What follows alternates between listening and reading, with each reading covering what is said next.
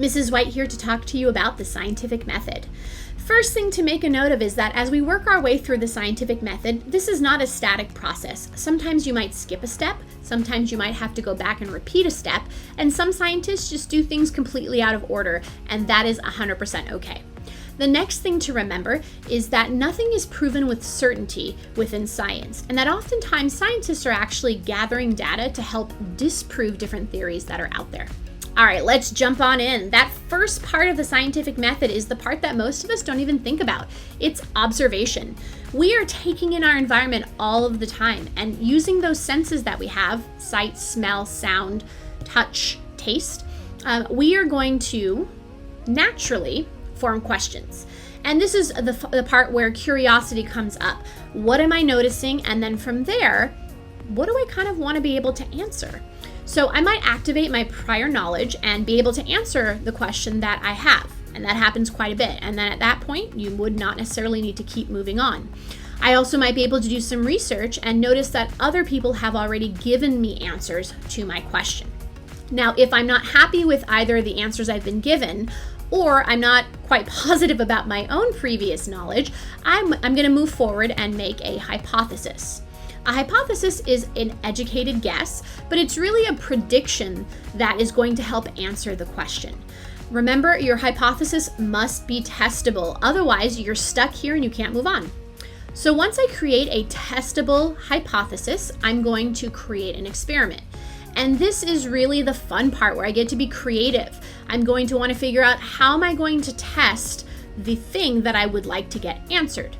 And so I get to manipulate different variables. I get to have controlled variables. There's certain things that you want to make sure that you do. For example, you need to have a controlled experiment. So you want to make sure that you only change one variable each single time you do an experiment so that your conclusion can for sure say that the variable that you manipulated is the one that actually caused the outcome. Also remember that you must have a control group, and this is essentially a portion of the experiment where you leave it completely alone and see the result as it would naturally happen. As a reminder about variables, because oftentimes students get confused, you have an independent variable and a dependent variable. The independent variable is the thing that I, independent, am manipulating. The dependent is what happens. So for example, if I am going to see if the type of light that is put into a room where a mouse is running through a maze is going to affect the speed at which a mouse runs through a maze, then I am manipulating the amount of light. So light would be the independent variable. The speed in which the mouse runs through that maze is going to be the dependent variable. It depends on the light that I am going to manipulate. Now, as I finish up my experiment, I'm going to analyze my data. And this is where I have my graphs, my charts. I'm going to be using math here, and I'm going to be looking for patterns. And if I feel that within my experiment, I'm able to come up with some sort of concrete data that is helping support my hypothesis, I'm going to move on to the next step, which is the analysis. The next step, which is the evaluation.